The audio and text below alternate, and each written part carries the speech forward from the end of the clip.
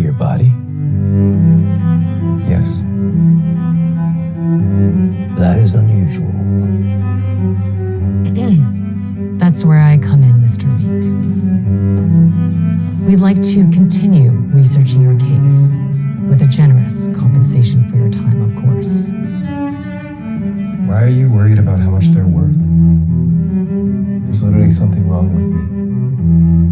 You don't know that there's anything wrong with you. Before we begin contracting, Mr. Reed, our company must ask for a demonstration with our researchers to verify the authenticity. A what?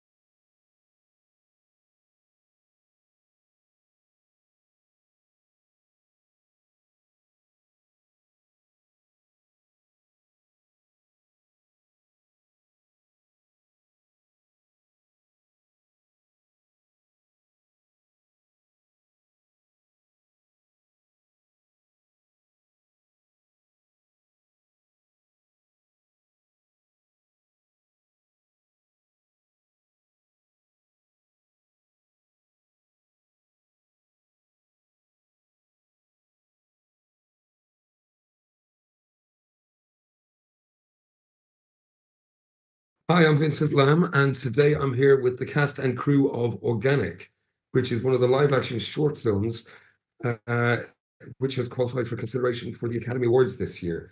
So congratulations, guys. Great to have you with us. Good afternoon, everyone. Thank you for traveling here, especially on a weekend. Given the extraordinary circumstance of this verification process, we wanted to get all of you here as soon as possible. I promise you, you're gonna be fine, guy. How can you be so sure? Without further delay, here's how we'd like to begin. Any questions?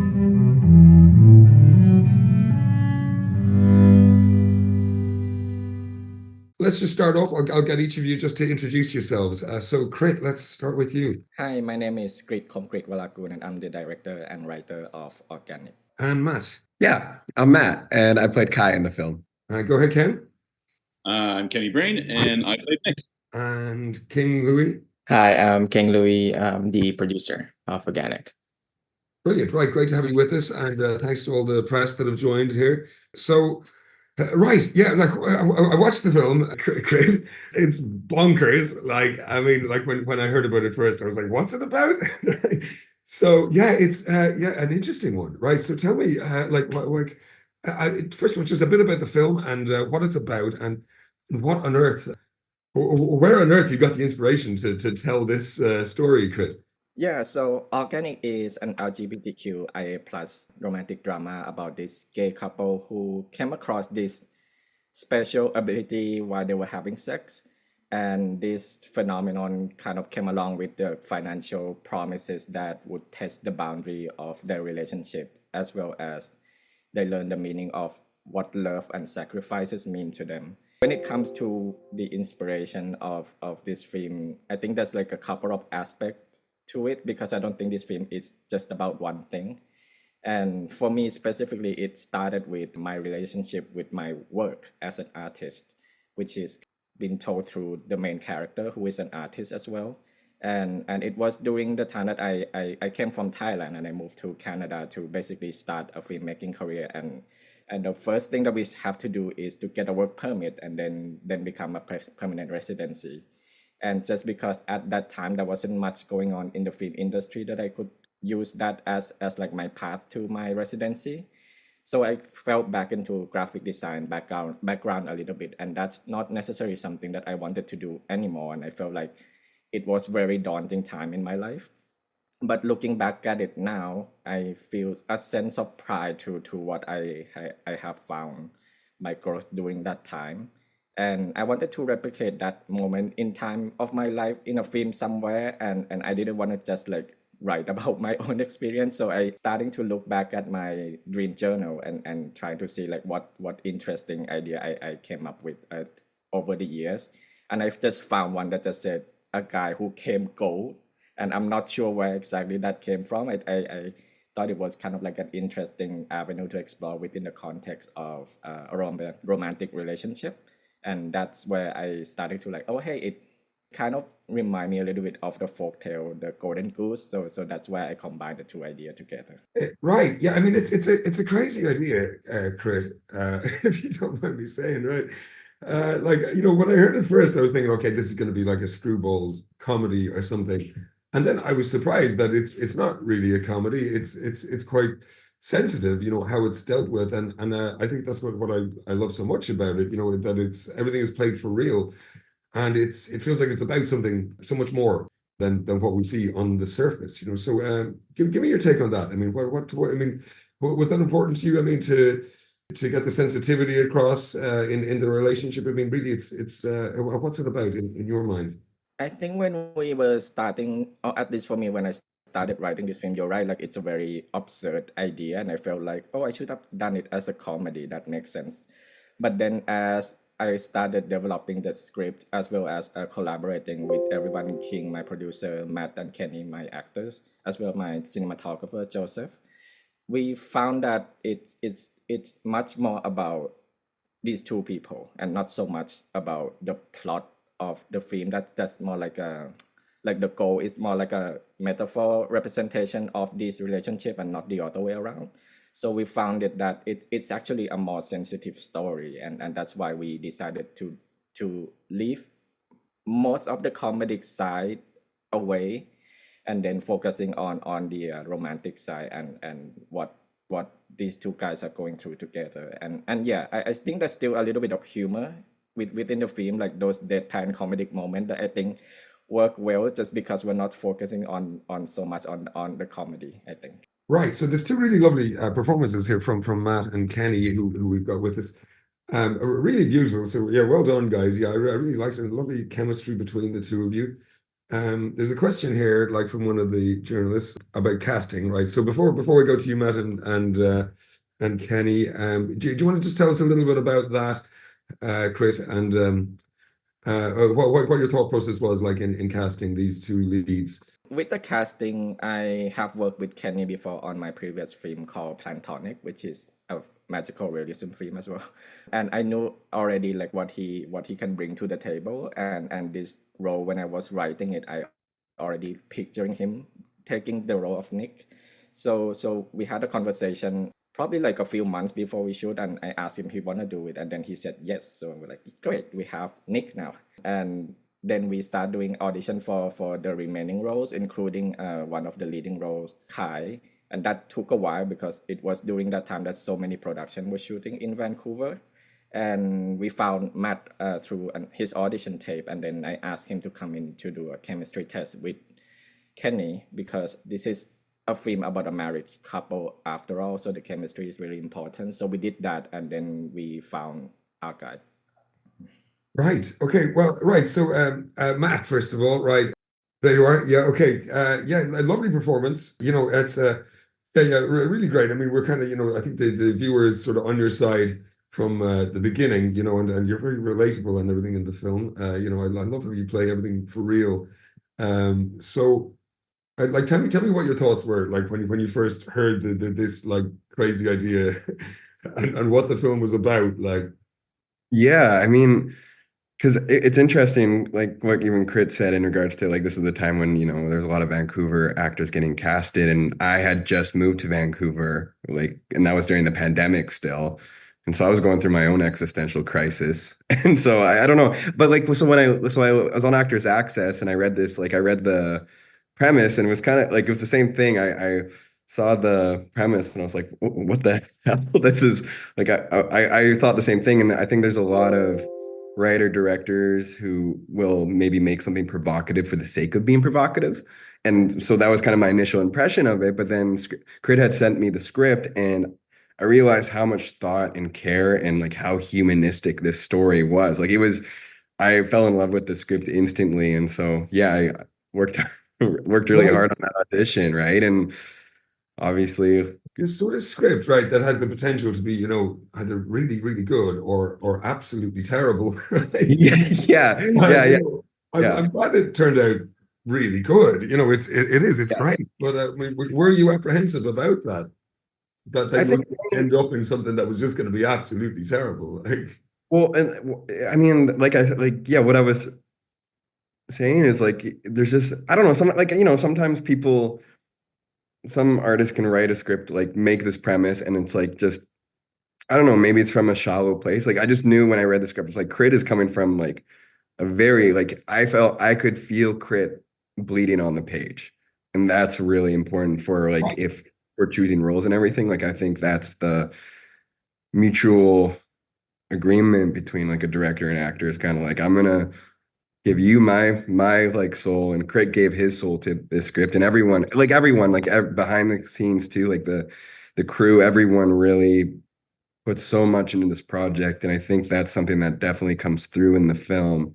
So I mean, yeah, like I mean that, and that's just something like you can just like yeah, I was reading the script and it was just it was beautiful. Like I'm pretty sure like you know it like you have this script where it's like a guy you know the premise is what it is, and then I'm like near tears at the end of the script, and mm.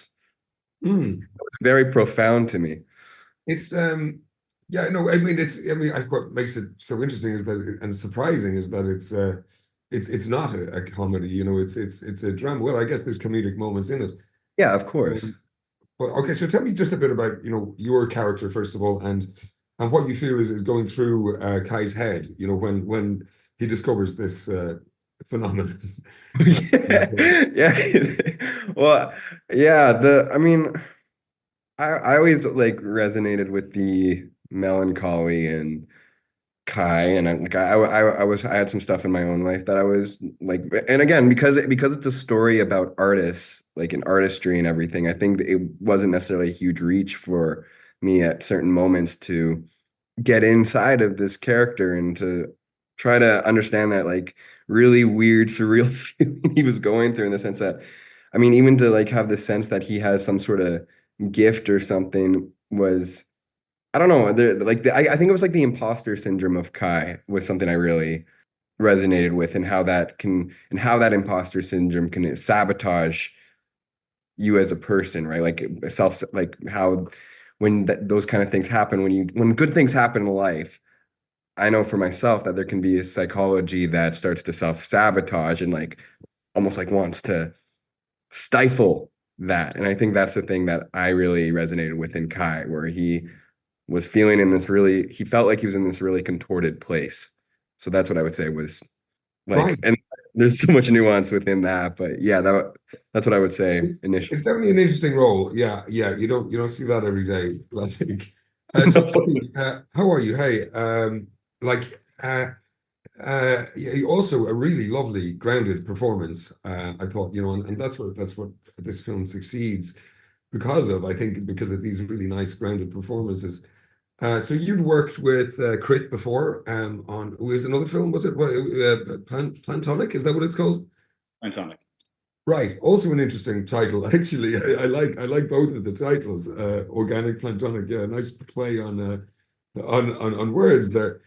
Right. So tell me, you know, when he approached you with this one, you know, do you probably had something, an idea of what to expect from working with him before? Did you have any apprehensions about going into this project with him? Absolutely. I like everybody kind of said, the subject matter is not exactly normal. You know what I mean? So I think if I hadn't have worked with Crit prior to, I would have been even more apprehensive. I knew what he can put forward. I knew the vision he has and the storytelling abilities that he has. And I also, even though it was a little left field subject matter wise, the script itself, I think is also relatable. I think it's very relatable. You know, it's about two people. It's about connection. It's about stressing and strife and life, and you know what can either pull people apart or bring them even closer together. So when I was reading the script, personally, I had skin in that game. I've been in a certain similar situation with a past ex. You know what I mean? He was an artist. It was during the pandemic. We had money troubles. So it wasn't so far fetched for me to kind of step into Nick and be that that comfort system, that safety net for somebody who was going through something similar. So definite reservations at first, but as we kind of talked more about it, I was sold. Right. So it's I mean it's such a bizarre situation that you guys find yourselves in, and you're playing everything for real, which is great, but I guess it's, I mean, what I got from the film was that it's sort of about the struggles in your relationship. But tell me a bit about, your character and what, what you feel is going through your head and in the relationship with Kai. I think it was about, that caretaker role, that you kind of build this life for somebody and you have this connection, this love that you're trying to foster and you're trying to build regardless of the worldly pressures that are around you. In this case, the farm, having to sell the farm and having to support your partner in their passions as well, even though it's not necessarily lending to being in a financially stable place. So I think Nick was just trying to be the best that he could possibly be for his partner and allowing him to be who he wanted to be. And that's why I kind of loved when Kai was kind of breaking down and getting angry, kind of being like, what do you think this is? Why are you want me to kind of put myself out there for monetary gains? But in my mind, I think it was like, hey, come on, like this is going to give you the chance to pursue your passions, but also keep the farm. So it was kind of the logic in it I really connected with. Yeah, it's an interesting one. I mean, there's financial struggles, but there's something else going on as well. So King Louis, the producer of the film, is here with us as well, and good to have you. Tell me how this started for you. Yeah, I mean, again, like I'm also aware of Crit's work before, like the Plantonic. So I kind of know like what his vision or his style is, and he kind of just like asked like meet. We met and kind of like pitch me the idea. Obviously, at first I was like, yes, gay film, love that, and kind of like, okay, let's keep it going. What is this about? And obviously, the gold semen kind of like took me out of the park. I'm like, okay, yeah, let's go. Like there's no hesitation for me. I think when I kind of like heard about the idea of the gold semen, I was like very curious about it. At first, like I read kind of You like would be, wouldn't you? Like, yeah, it's like a big hook. But obviously, like as you guys mentioned, everyone mentioned, I thought it's like a comedy, but again, like as kind of like I read the script on and on, it's kind of like, okay, this is more about the the semen itself. It's about the relationship, like what Kenny is saying. But yeah, like for me as a producer, my take on my films that I produce and I create is more about the intricacy of like different types of relationship. And as a gay person as well, and dealing with like past toxic relationship, it's kind of like took me in the same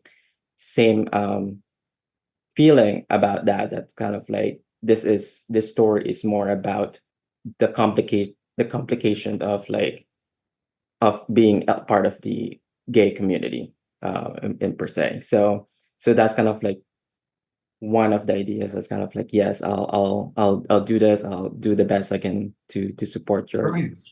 I mean, yeah. it definitely stands out, right? When you read, if you're at a film festival or something and you're reading log lines, like this is definitely one that would get your attention. So tell me what it's been like, the reaction to the film at film festivals. Yeah, I mean it's been great. I mean, like as you already mentioned, like just even like me pitching the log line to people, like to film festivals, like, hey, this is the film about, and they're like, yeah, let's watch it. And obviously all the same reactions to everyone. They're like, oh, okay, I thought it's a comedy, but it's more drama, it's very endearing, it's very complicated, I would say, but complicated in a good way. But yeah, it's been really good. We have been screening quite a few festivals already, and obviously winning at Dead Center in Oklahoma, and now we're here. Right, Craig, back to you then. Right. I mean, so there's a brilliant chemistry like that I thought, between the two leads here. And is that something that was important to you? And how did you go about creating that chemistry between the two actors? I don't know if it was much of a challenge really, because I think we got really lucky with these two guys. Like they have natural chemistry already. I think we only did one chemistry test in person, and then we did a little bit of like a read through on Zoom, and then they go into rehearsal immediately. And even from that, like I can already feel like we're gonna get great chemistry on screen. Like I didn't feel like as a director I had to work so much with these two. They got along really quickly, I think, at least in my opinion. Yeah, like I said, like this is a film about a married couple, a gay marriage couple as well, and I think that's important that it's translate authentically on screen, and we work hard to get that on screen. But as far as how much I had to work with Matt and Kenny, I would say very little in terms of like to get them to feel like a real couple. Right. So here, there's a lot of questions coming in from journalists, so I'll try and get through some of these. Right. So there's one from Jenny Kermode from Film. Can you talk about the visual contrast between the rich organic environment and the farm, on the farm, yeah, and the cold clinical spaces, right? That was something that got me, right? It was very interesting. Like there's the boardroom and it's very cold and clinical, but then you got these lovely warm tones surrounded by nature when we see them on the farm. So tell us a bit about that. When I started working with my cinematographer Joseph Chuyes and my production designer Sky Dyken, we kind of had this conversation about what can we do visually that translate to the audience that this is like a very slow lifestyle kind of small town, and especially for these two, which serve that story. And we found the power in the simplicity of it all. So we want to try to like give the audience a little bit more time to breathe, give the character a little bit more time to absorb all this information. So when it comes to both cinematography and the production design, we try to keep it very grounded. We want the farm to feel very homey, very live in, and essentially we want the audience to feel like this is the house and the farm that like we want to save, right? In the contrast to the ballroom and the medical examination room, which is very cold, very distant, very bleak almost. So we want to build that contrast between the two, as well as not doing too many shots is one of the things that we talk about as well. Doing very like focus angle, staying on one angle longer than normally. And I think that helps to build like the authenticity within the story.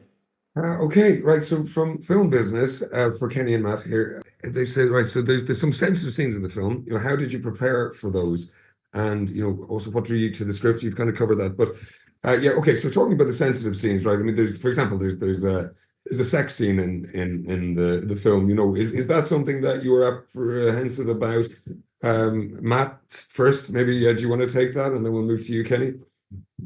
Yeah, and yeah, I mean we were working with for the sex scene, I'll take that one on first, is the we were working with intimacy coordinators, and they were incredible. Like Principal's Intimacy, right? King. Yeah. Principal's Intimacy, and like that team is just incredible. And it was like I correct me if I'm wrong, Kenny, but it was both our first time ever doing a scene like that. And yeah, and it was yeah, I mean it was like choreography really. Like there was so much care, and we had a lot of conversations about the storytelling and how our physical movements could help tell the story better and everything. And so like when it came to the day, it was just honestly a lot of fun. And you know, you're like in a full-blown sex scene, and then it's like cut, and then you put on the robes, and then you take off the robes, and someone's spraying you with glycerol to make you more shiny and everything. So I don't know. I find that really, like, I mean, that's wild to me. Like I get to, like, we both got to do something like that. And just in regards to like approaching the sensitivity, I mean, what really helped me do that was just, I mean, having a lot of conversations with the team. Like Crit and I had a lot of conversations about the materials and everything, and about approaching the content. And yeah, and like, and the biggest thing is also just Kenny and I, like, we went for dinner one night, and it was just like we talked about the subject matter, and we talked about its relevancy, and just like I think got to know each other. And I think there was a trust that was established there and everything. And I think that's the thing that, at least for me, helped me really open up in the scene. It's just because, yeah, like, I mean, getting a lot of trust in the casting project process and everything. The sun just like came right in my eyes. Right, just now. Yeah, all right. Yeah. Whoa. But I'll let Kenny take it away. So Kennedy, right? Yeah, do you want to chime in on that and tell us your experience of like approaching, those sensitive scenes? I think Matt really kind of hit the nail on the head there. I think it comes down to trust. You can have all the conversations in the world, and we did cover everything that you possibly can cover, but when it comes down to it, you just have to trust the direction of Crit, and you have to trust, that you're in good hands with Matt. And I think you need to just kind of dive in head first. I know mentally, all the preparations that I was doing or had done didn't really matter once it got into it. It was, you go through the step by step with the intimacy coordinators, and it is very mechanical. But I know that when we first, I don't know if you remember this, the very first scene, because you're wearing these like privacy garter things, I don't even know what you call them, and we, Crit yells action, and this is their first scene doing it, and the tape kind of let go a little bit, and he runs into the room and he yells cut. He said, we have a wardrobe malfunction. I look down, and it kind of broke the ice, I think, for moving forward with the scene. So I think that kind of softened it a little bit, so we can, as serious and sensitive as it was, we felt more comfortable doing it. Okay, right. Okay, so here's a good one, right, from film business, right? Well, I've just lost it now. I've gone off it, right? But he was asking, right, was it important to make this like an LGBTQ story, and not just a heterosexual couple going through something like this? I mean, was that an intentional choice? Crit first. Yeah, for sure. I mean, well, I am a gay man myself, so that's why I'm so interested in this subject. And first and foremost, I want to make a film that I can fall in love with, but also a type of film that I think my younger self would appreciate when I was going through like my own confusion with sexuality, and there wasn't much in terms of like representations back then.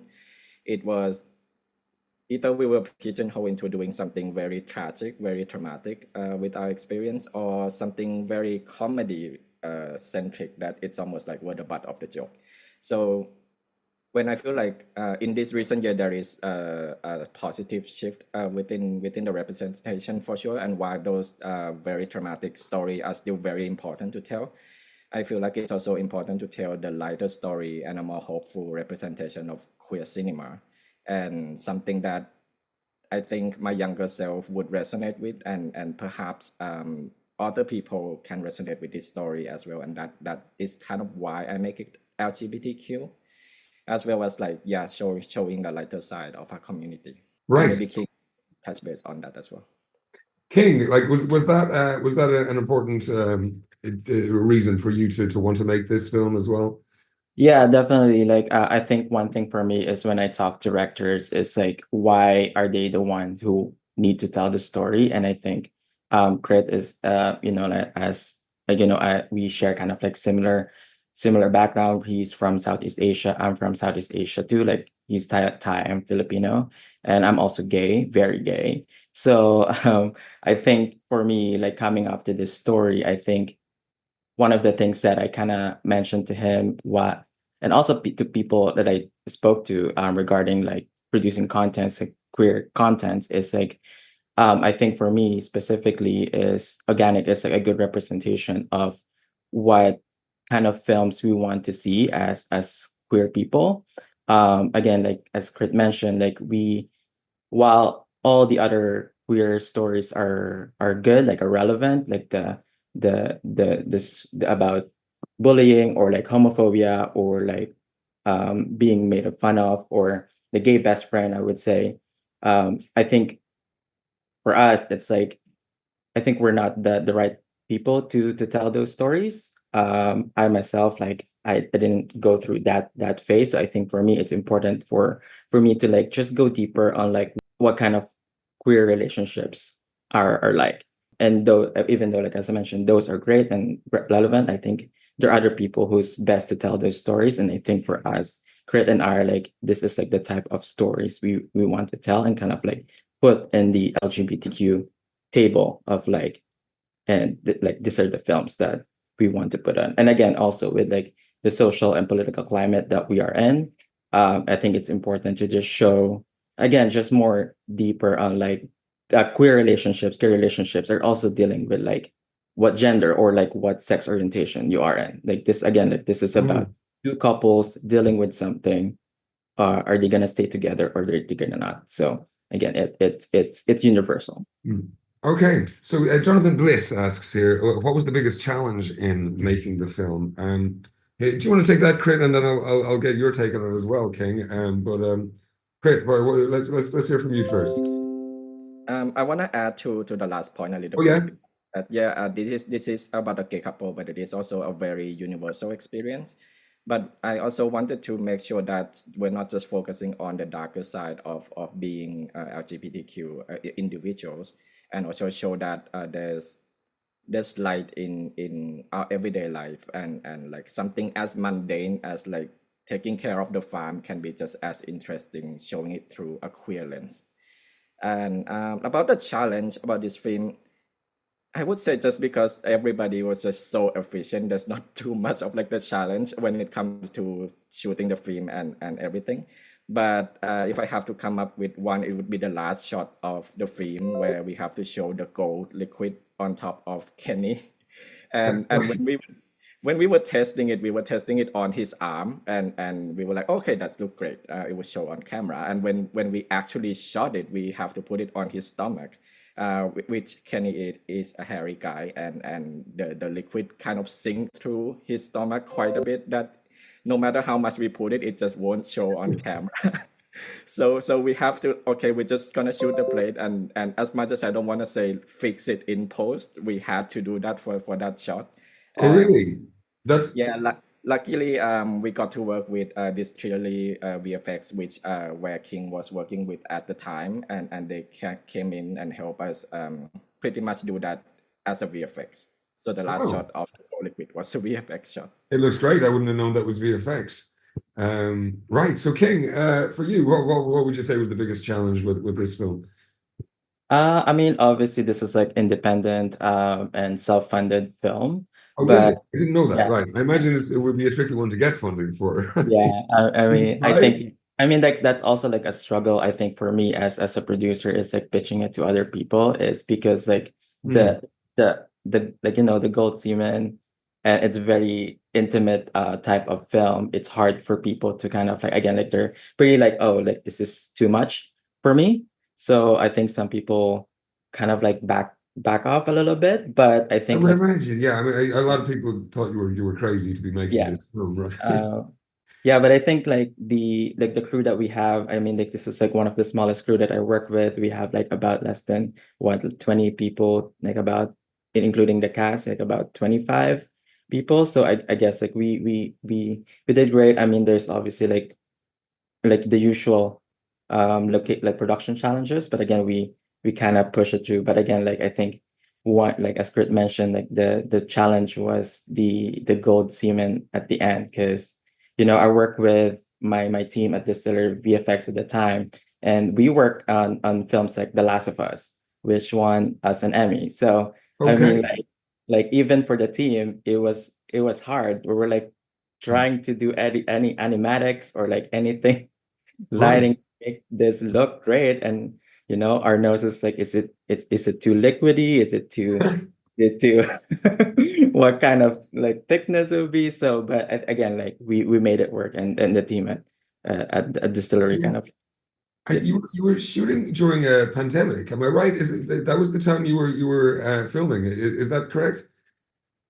It's about like Or it's was it literally, after the pandemic? No, yeah, it's like January 2023, so it's kind or of was it like okay? So still things had opened up again, right? That wasn't a lazy it's issue for still, you. yeah, it's still open Right. up.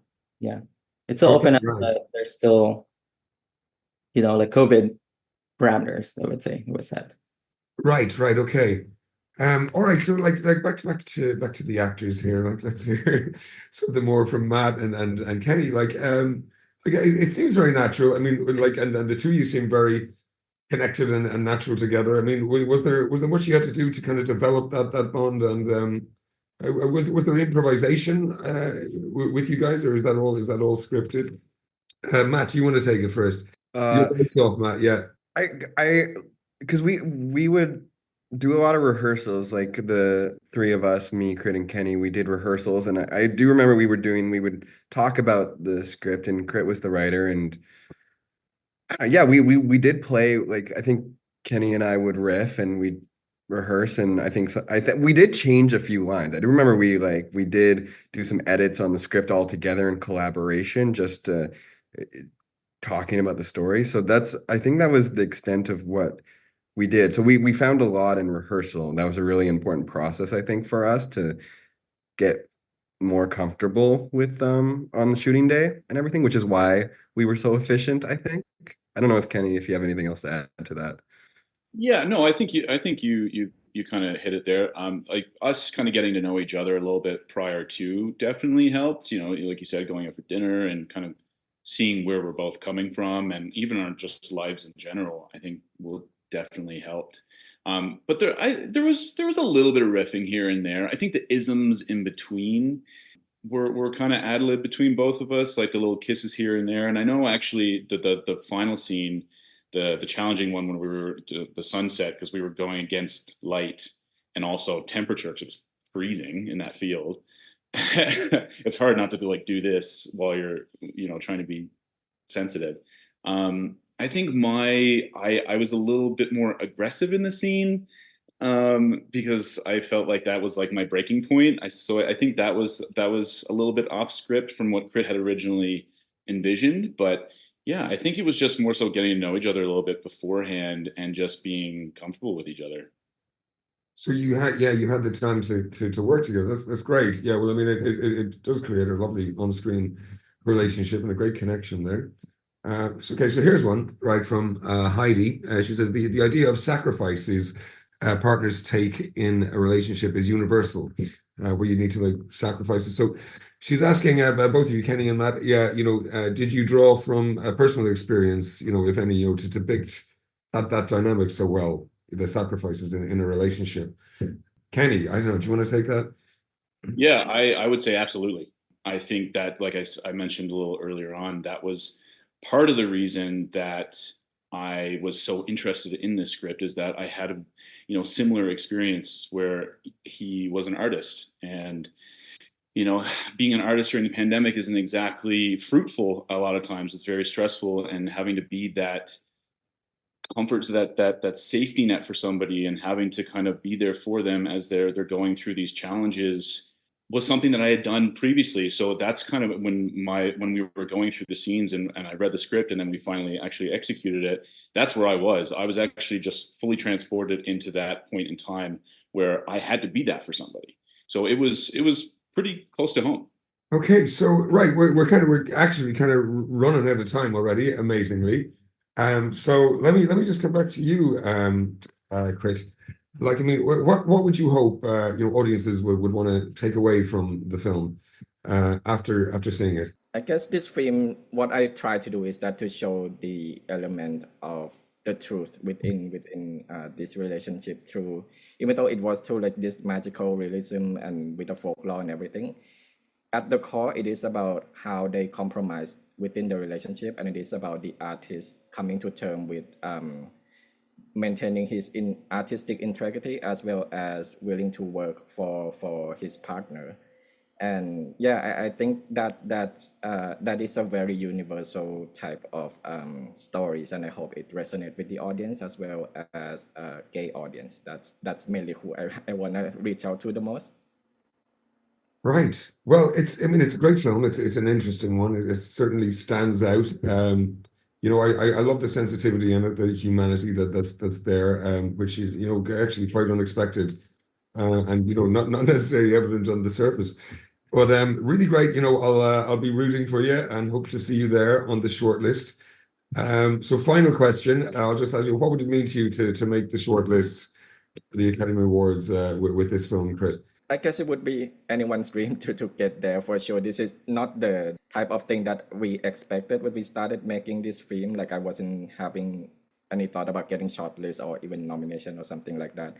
We just wanted to make a great film, but it would be such an honor to be there with so many amazing films that qualified this year. And yeah, maybe I'll let King speak on that a little bit.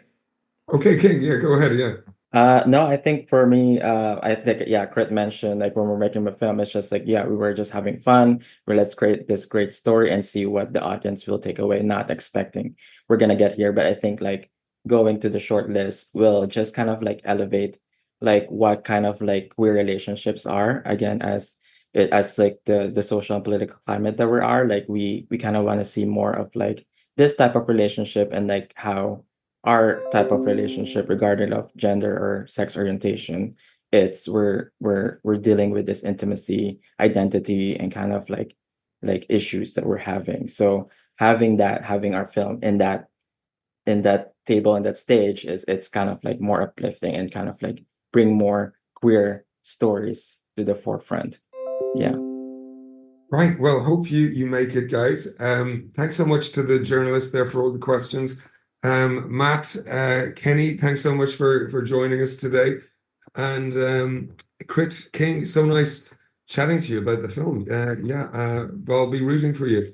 Thanks so much, guys. Thanks for joining us. It's been really nice talking to you, and best of luck with the film. Thank Thank you. you. Thank you for having us.